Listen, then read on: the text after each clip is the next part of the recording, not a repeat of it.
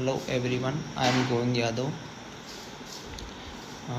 currently posted in Archaeological Survey of India as an MTS, qualified in 2021 MTS examination.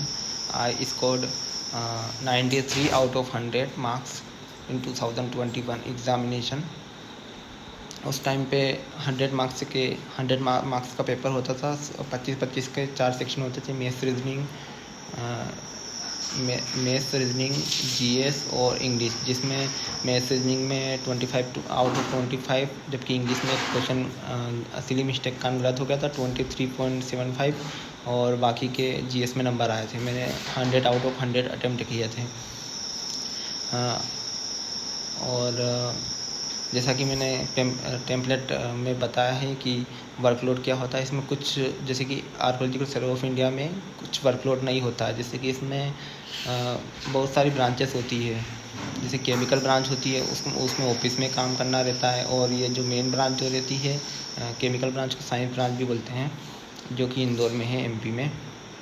और दूसरी branches भी होती है। जो मेन ब्रांच जो होती है, जो मेंटेनेंस वगैरह काम देखती है, वो उसमें भी ऑफिस का काम रहता है और एक साइट का काम रहता है। मेरा जो साइट का काम है, मेरी पोस्टिंग सागर सब सर्कल में धामोनी फोर्ट पे है। मैं फोर्ट पे हूँ, फोर्ट का इंचार्ज हूँ। जैसे कि आप कभी खजुराहो घूमने के लिए गए होंगे, वहाँ पे जो टिकट काउंटर पे जो बैठता है, लड़का लड़की जो भी बैठते हैं, तो वो एमटीएस के पद पर ही रहते हैं। वो वहाँ के इंचार्ज रहते हैं, उनके अंडर रहता है पूरा कि कैसे क्या मेंटेन करना है साइट को, कैसे क्या किसका टिकट फ्री करना है। कोई अगर डिपार्टमेंट का हो या फिर कुछ लेटर वगैरह लेके आया, कुछ पुलिस में जैसे कि एक आदमी का फ्री ऑफ कॉस्ट रहता है, बिना टिकट की एंट्री हो जाती है।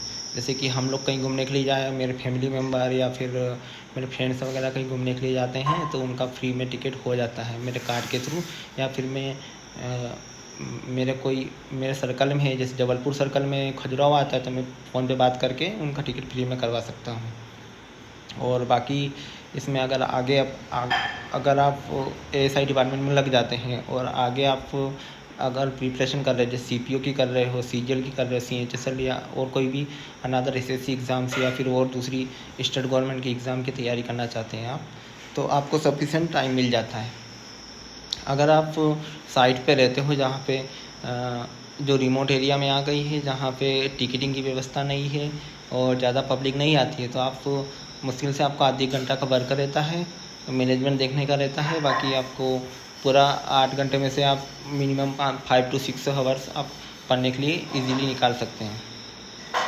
और इसमें संडे को वीकली एक दिन ऑफ रहता है, और वो कंपलसरी नहीं संडे को रहता है, क्योंकि आप कहीं भी पुरातात्विक स्थल घूमने के लिए जाते हैं, जैसे दिल्ली का लाल किला वगैरह, तो 20 हफ्ते के 7 दिन खुला रहता है। तो किसी का मंडे को हॉलीडे रहता है, किसी को फ्राइडे को रहता है, किसी का सैटरडे को रहता है, तो ऐसा हॉलीडेज़ रहते हैं। बाकी रही बात हॉलीडेज़ की, तो 2 ईयर मिलते हैं, 15-15 करके ऐसे 30 ईयर मिलते हैं एक साल में, और 8 अर्न लीव मिलती है, 8 सीयर मिलते हैं और 20 मेडिकल लीव्स मिलती है।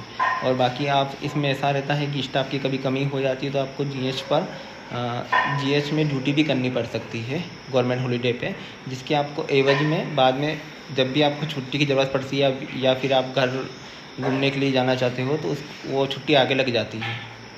और बाकी ईएल को छोड़कर बाकी सब छुट्टी एक साल के अंदर यूज़ करनी रहती है, तो वो एक्सपायर हो जाती है। बाकी ईएल जो ईएल मिलते हैं, 2 ईएल मिलते हैं। एक ईएल के अंदर होते हैं 15 हॉलीडेज़, ऐसे करके 2 ईएल मिलते हैं 6-6 महीने में, तो 30 ईएल हो जाते हैं। मतलब 2 ईएल हो जाते हैं, लेकिन 30 छुट्टी रहती है ईएल के अंतर्गत। तो ये ईएल आपका नेक्स्ट ईयर एड ऑन हो जाता है।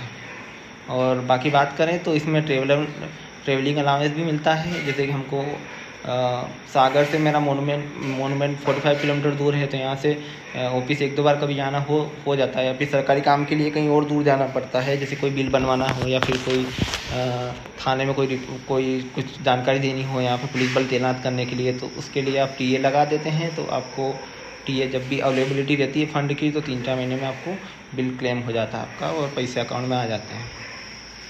और बात करें सैलरी की, तो सैलरी महीने का आखिरी दिन में सैलरी डल जाती है। और बाकी ऐसे ही अगर अनदर डिपार्टमेंट की बात करें, जैसे कि इनकम टैक्स डिपार्टमेंट हो गया है, और हवलदार हो गया DGCI डिपार्टमेंट और CGST डिपार्टमेंट।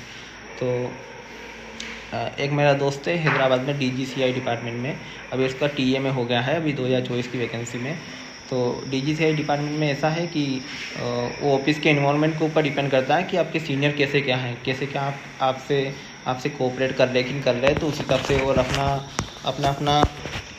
अपना व्यवहार है कि आप सीनियर से कैसे बना के रख रहे हैं सीनियर से। तो उस हिसाब से आपको वहाँ पे ऑफिस में भी आप पढ़ाई कर सकते हैं। Thank you very much.